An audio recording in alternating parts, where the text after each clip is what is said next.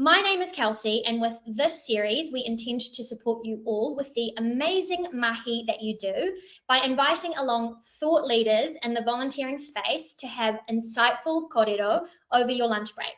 I am so excited today to welcome Chris Emmett to talk about a recent investigative study he completed about the reasons behind volunteer burnout and stress at Surf Lifesaving New Zealand, which I know is a topic relevant to a lot of other organisations that I myself talk to.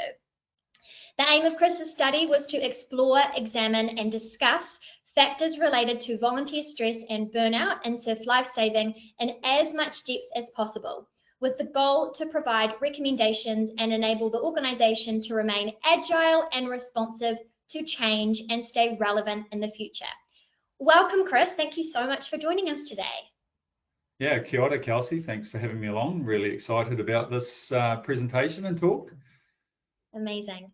Now, just quickly before we kick things off, as we always do, just for those who aren't aware of who Rosterfy are, and we've been around for over 8 years now, and we're used by over 3 million volunteers and staff worldwide. We've recently ticked over 150 million hours of volunteering powered by Rosterfy across over 35 countries, and we are all about connecting communities to events and causes that they are passionate about. Just a quick glimpse here of some of the different volunteer and workforce management programs that we support globally, and a few more of our partners here, but in the sporting and event space as well. And I'll touch a little bit on Rosterfy at the end and a QR code if you want to learn any more about what we do. But we've got quite a bit to get through today, so I want to kick things off straight away with some of the questions. So I'd love to know what motivated you to investigate volunteer burnout within Surf Lifesaving New Zealand, and what signs indicated it was becoming a serious issue for you. Yeah, right. So I've just been through an MBA journey with Waikato University, and part of my high impact project, I decided to look at factors contributing to volunteer stress in surf lifesaving. So it was a really great opportunity to combine my study with a real problem issue for Surf Lifesaving New Zealand. So the slide that you've just put up represents our journey over the last 7 years, and what it'll show is it shows that we were actually doing quite well pre-COVID. We're actually organically growing a little bit. Our volunteer base of lifeguards was quite healthy for our organisation at that time. And then we went through this COVID period, which is the years 2020 through to 2023. And you'll see a decline in lifeguard numbers. So the other part of that was that we were, our organisation was experiencing quite a bit of stress within our volunteers, and it was a lot of anecdotal comments coming through our members saying volunteering is getting harder, it's getting more stressful, the compliance, the administrative burden, all of those factors are coming in, but we couldn't quite put a finger on what it was or what was contributing to volunteer stress and burnout. So the anecdotal, so bringing that from basically a anecdotal state into an actual state where we could pinpoint what our issues were within surf lifesaving was basically the motivation and basically the thought behind this project. So if you click over a slide as well, Kelsey, it'll show you also about our demographics. These are our lifeguard demographics last year through surf, and you'll note that we have a really good high percentage of young people coming through our organisation, and that's fed mainly by our junior surf program.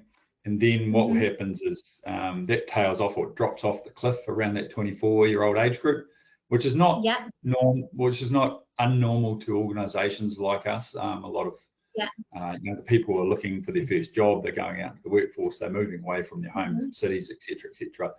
And then you'll see that trend, back into the older age groups, around 45, we start to pick up again, but it's very male dominated in the older age groups and more female dominated in the younger age groups. So that's kind of the makeup of our organisation in our lifeguard space. So it's really interesting, but comes with that, there's also factors in there that create a bit of stress and burnout for our members. Of course, yeah, I think, and a lot of organisations I speak to, just in the role that I have, tend to have not sort of the opposite problem, where they're struggling to get that younger demographic in, and they've sort of got that more aging population of volunteers, and so they're figuring out how they can pivot and support the style for that younger demographic coming through. So that's super interesting to look at, especially that female to male split as the aging continues.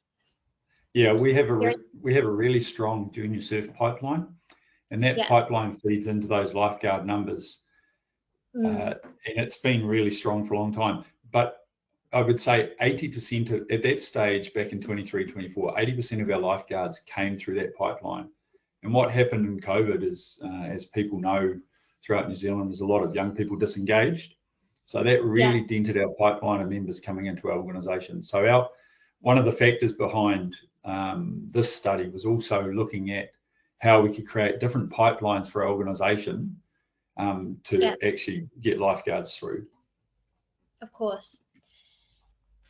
And what did volunteers themselves through the study identify as the biggest causes of that stress and exhaustion that you spoke about? Yeah, so if you move on a slide, we'll bring that up. So what we did through the research was we did 23 qualitative interviews, and we looked to thematically analyze those interviews. So there was 650 pages of transcripts there, so a lot of information. And basically what we did was put it through the mix, identify the main causes of volunteer stress and burnout, and then look at ways we could address those in our organisation. And the really interesting one is, anecdotally, we were told prior to doing this research that it was volunteer overcommitment, and the administration, compliance and burden were a high factor for our volunteers. However, the interesting fact was that when we went into this and when we actually looked at what was the real cause of burnout, that interpersonal dynamics actually was the top thing that was talked about, and that had 3 sub-themes to it. So the sub-themes were strong personalities, club politics, and generational challenges. And you can see that generational challenges in the slide previous to this, where you had a lot of younger people coming into our organisation, you had a lot of older people kind of running the organisation. So with a really, what we call the skinny middle. So we had not many people in the middle to bridge that gap. And those generational challenges were on both sides. So older people not quite understanding younger people, and younger people not quite understanding older people. So there's those were the kind of main factors that we brought up or that came up through the survey. And isn't that interesting that you said prior to the study, you thought it was all around that sort of administrative burnout of like just too much compliance and too much administration to complete, because you're hearing from probably the top of the club, whereas when you've actually gone into the study, there's all this stuff underneath going on, which just shows the importance of digging a little bit deeper sometimes and understanding like what the culture's like at a deeper level. Yeah, and for us, it was really, really important to pinpoint exactly what was happening in our organisation. The other big real shock there was the wellbeing and mental health challenges. That came up as our second most talked about factor in this research. And a lot of that was related to past traumatic events that had happened within a space, because lifeguards at times deal with some quite serious injuries, and I had to say that they deal with drownings as well. And that came through quite heavily as well. But it also came through with the recognition that Surf Lifesaving, or our organisation, had done a lot to start to address that, but there were still underlying factors from previous years that were really starting to, were really causing stress and burnout amongst our members. And how have the changes in the nature across Aotearoa impacted Surf Lifesaving New Zealand's clubs specifically? So obviously you mentioned COVID being a little bit of a change in the tide. What other changes have you seen that have impacted? Clubs? So definitely pre-COVID we were doing pretty well. We were organically growing. We were in cruise mode, I'd say, and we were doing things right for our memberships. COVID really put the spotlight on volunteering, and most organisations will tell you that they had experienced the same headwinds we had experienced, but those headwinds haven't diminished at all. So the recent changes, and Volunteering New Zealand will tell you in their recent report, their 2024 year report, that people are shifting, are trending to volunteer for individuals more than organisations now. There's also a shift towards more casual volunteering, with a decrease in numbers of hours people are giving. So both these aspects are really challenging to an organisation like us, and our mantra is in it for life. So that kind of infers amongst the members that once you're in surf lifesaving, you're still there for a long time, where trends in volunteering across the world and across Aotearoa are actually not saying that anymore, or less likely to say that.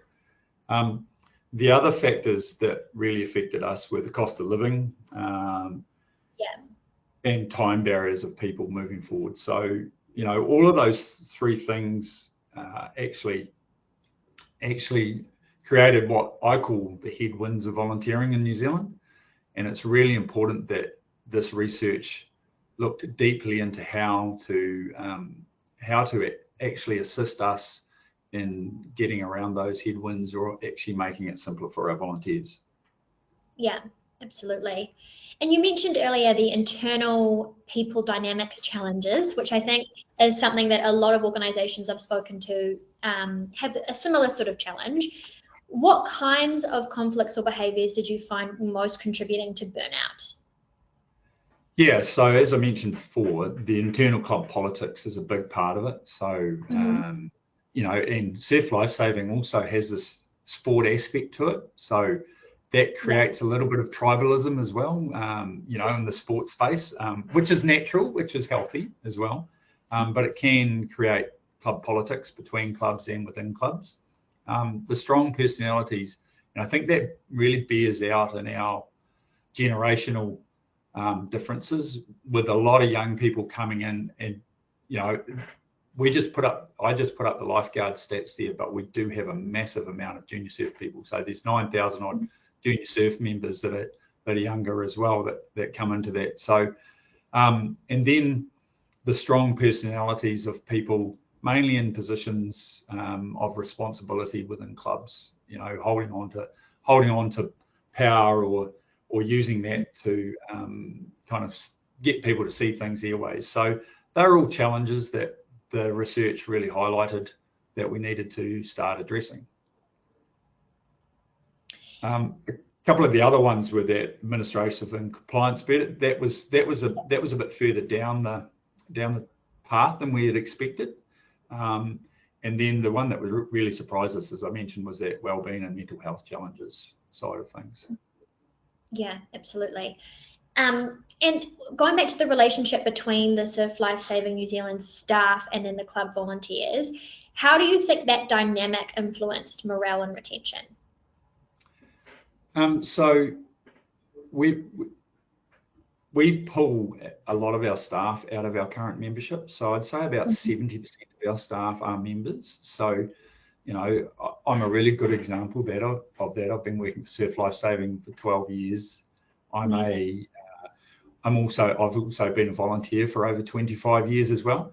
And I consider myself working for Surf Lifesaving. I don't consider myself as working for a club, or I don't consider myself as a volunteer or a staff member. I just say I work for Surf Lifesaving. So it's really important for us, and this is where the Kapa Kotahi approach, which we'll talk about in a minute, comes through, where we're trying to act as one team together.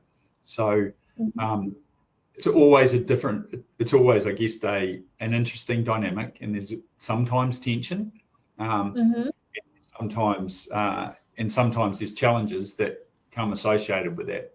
But I feel Kapa Kotahi, which is one of the initiatives that we've implemented, is actually really breaking that down, and we'll talk about that in a minute. Yeah, it was interesting reading about that. It did sound extremely promising. What do you feel like is working well with that, and what do you feel like still needs to change with that initiative? Yeah, so it's been in operation for about 18 months now, and essentially what it does is it moves decision making closer to the front lines. So our volunteers feel involved in the decision making process. It's not staff handing down decisions, and it's not volunteers telling staff what to do. So it's kind of co-creation, co-design between volunteers and staff. So there's been a big emphasis on us moving towards that. It's also about empowering our volunteer committees to take the lead in policy matters with staff. So, you know, co-design and co-creation again. And I best describe it as a balancing act, right? Where somewhere in the middle creates harmony. So if you can get that balance right, then we're working quite well together. And I see our national volunteers committees, we've really tried to raise the level of those national committees and the importance of those committees and their decision-making authority, and that's starting to work really well for us. And then I guess some of the challenges and what still needs to change is us filtering that down to the other levels in our areas and regions and groupings of clubs across the country. Awesome. Your report recommends a governance training package as well. What issues at the governance level make this a priority for you? Yeah, so governance training is something, or what I call it, is a comprehensive governance training and toolkits package. So that's a whole range of tools that our clubs can use to actually help be better at what they do. So in the past, we were really relying on people's experience. We were really relying on what sport trusts were rolling out or institute of directors were rolling out as well, but very few people were going through those courses. So we collectively wanted to raise the level of governance, and we took the opportunity through the Incorporated Societies Act changes that New Zealand's just been through to actually reset our governance across our organisation, both at a national level and a club level. So we started, and that was phase one. We're 85% of the way through that as clubs, which is phenomenal. You know, I know a lot of sports associations are not even halfway through that. So we're 85% through. We know we'll be through by the time the Incorporated Societies Act takes full effect, or the timing around that, which is April next year. So what we're trying to do is collectively raise the level of our governance, and we feel by raising the level of our governance across the organisation and the level of understanding and the level of comprehension, that a lot of the issues around the strong politics and the club, the interpersonal dynamics might actually dissipate. So that's kind of the theory behind that one. And it is a journey. So we're in year 2 of that journey. We're now rolling out training and educational packages that will help clubs basically achieve a higher level of governance across our whole organisation. Amazing. It sounds like that links in quite nicely with that one team kapa kotahi initiative as well. It's all sort of coming together. Yeah, it does. And it's a really good, even relying on others to do that work in that governance space was just not working for us. So we've taken the initiative and the lead in that space, and we're hoping to support the clubs a lot better in that space as well. Amazing. And what kinds of wellbeing or mental health support did volunteers find most beneficial, and where were the biggest gaps? Yeah, so we introduced our wellbeing program about 3 to 4 years ago. So it had always been on our radar. It had always, I guess COVID put the spotlight on wellbeing as well. So it had always been on our radar. We were slowly getting better at it. But what happened with us is we had a major incident which didn't go well for us in terms of the fallout from that incident and the way we supported our members. So we did a really quick pivot on and looked at our systems really hard through that period. And then we implemented a whole lot of changes, a whole raft of changes, and looked at who was supplying the support. So we looked at things like post-incident activation procedures, right? We looked at connected, well-trained peer support network across the country, which we didn't have. We had pockets of it, but we didn't have, and we were developing it slowly, but we expedited that part as well. And just having a professional support and loop back process that kicks in when was needed after an incident. So essentially we were slow off the mark, but we've made really good gains in that space, and our members have acknowledged that, and that came through quite strongly in the research that, hey, this stuff's really starting to help us now, but there's still some stuff that we needed to address. Yeah, and I think, as you said before, it is an amazing cause, an amazing volunteer role to have, but you are exposed to sometimes things that can be extremely draining mentally and can really be impactful. So yeah, I think progress in the space, no matter, I myself used to volunteer for Lifeline in New Zealand, and so it's a similar sort of thing where you just have to have those tools in place in order to have that longevity as a volunteer in these specific roles. Yeah, and we've got to remember that we've got quite a few young people in the organisation, and they're exposed to some quite serious challenges around what they have to do. They've got this great physical capability in the water and around the water, and we've trained them to a good level. What we needed to do was actually back up that training support when and where it was needed. And I feel we've made really good gains in that space, and it's really important to our members as well. Yeah, it's very inspiring to see so much of a focus on that at Surf Life Saving New Zealand. I think it's, amazing. If Surf Life Saving New Zealand could only implement one of your recommendations immediately, what would have the greatest impact on reducing burnout? And I feel like you've already implemented quite a few things, but just from your perspective, what do you think that might be? Yeah, well, I was going to say, actually, it's a really good question, because we actually have implemented all 4 of the recommendations. And the last one we recommended that was just introduced in September this year, and it took us a while to get off the mark, was our centralised recruitment and induction campaign, which Rosterfy's, obviously a big part of. So that's all 4 have been implemented, and I feel that the last one, which is that centralised recruitment and induction campaign, will be the biggest game changer for us.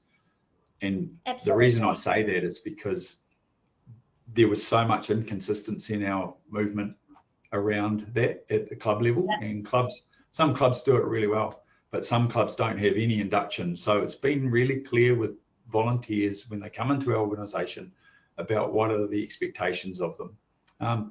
It also, that campaign also, we're not targeting those young people because we know our pipeline's really strong there. So we're targeting that kind of high-hanging fruit, which is that skinny middle that we have in the numbers that I produced earlier.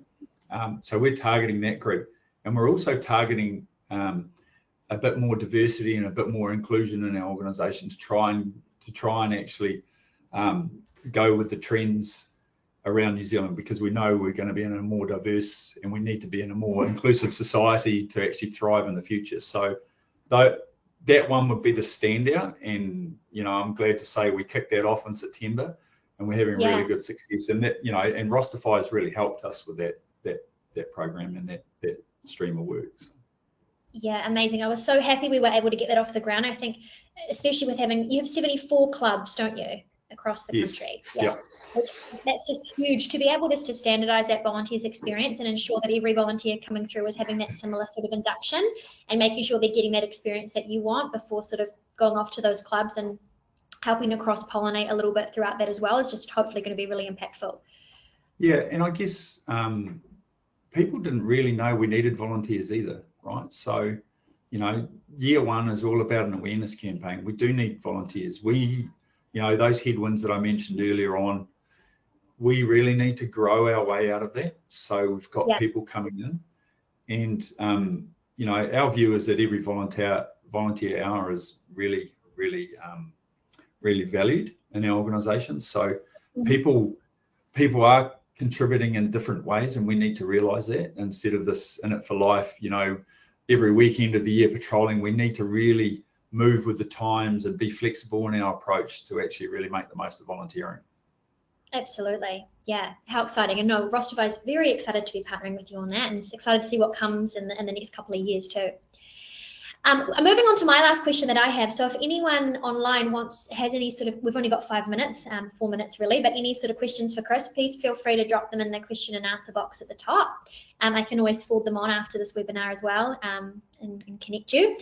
But Chris, how do you think volunteering across Aotearoa will continue to evolve over the next 5 years? Huge question to finish on.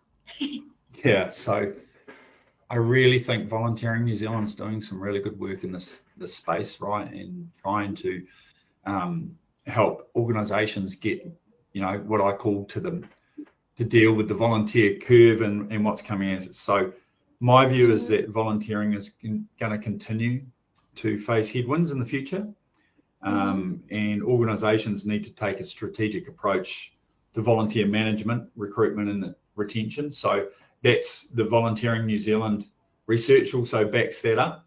Amazing. I really think innovation and technology are going to be a real key to making volunteers' lives easier so they can turn up and enjoy what they're there for. And the third one is I feel that organisations need to get the balance right, between fun and volunteering. And we know there's some compliance stuff. So, as I said before, every volunteer hour is valuable and we need to make the most of it. Amazing. I just realised as well there was a couple of slides in here, so I've just popped up your research recommendations on the slide here, just in case anyone wants to have a quick read through of them. Do we have any questions come through? Yeah, there's a question in the chat. Awesome. Just kidding. We've had a question come through for you. Sure. I can't see it from my screen for some reason, so Tatiana's just helping me. How can organisations support smaller bodies in adopting their policies and culture around volunteer wellbeing? Yeah, so I think adoption will happen, and it's something that we've just been through. So that kapa kotahi, one team approach, co-creation and co-design, when you really get back down to the heart of it, if you're co-designing and co-creating with your volunteers and your other clubs or bodies, then that means things will be adopted a lot quicker and a lot easier. And that's been the big, wake-up call for us around this. It's been a lot easier to adopt things if your volunteers are part of the voice that is designing and creating them. So. Amazing. That's probably all we have time for. If there's any other questions that come through, I'll fire them across to Chris and reach out. But Chris, thank you so much for joining us today. It's been a really worthwhile discussion. I think volunteer burnout and stress is something I hear about from most organisations that I speak to. And being a volunteer myself, I think I've experienced it too. So it's so motivating and inspiring seeing an organisation like Surf Life Saving New Zealand and individuals like yourself put so much effort into deciphering that, and things like mental health support and just supporting with programs like Rosterfy to help that sort of administrative burnout, and it's just fantastic to see. And I just really thank your generosity for jumping on here and sharing some of that really hard work and the findings that you have. So thank you so much for your time. Yeah, great. Thanks, Kelsey. I'm really passionate about volunteering and happy to share any of my insights with whoever should come across. Amazing. And I think Chris is going to be at the Volunteering New Zealand Hui this week. That's right, isn't it, Chris? Yep, and I'll be Thursday and Friday, yep. Amazing. So I'll be there as well. I'm making the trip back from Melbourne with our co-founder Shannon, who some of you may know. So please, if you are around, look out for us. I probably will be wearing my Rosterfy shirt, so it should be easy to spot. But yeah, can't wait to connect with all of you, hopefully later this week. And just once again, mā te wā, everybody, thank you so much for sharing your lunch break with us today. The recording of this will be available on our website shortly as well if you feel like you want to share it with anybody. And I look forward to seeing you either later this week or on our next session. Thanks, Chris, and thanks, everyone. Ka kite.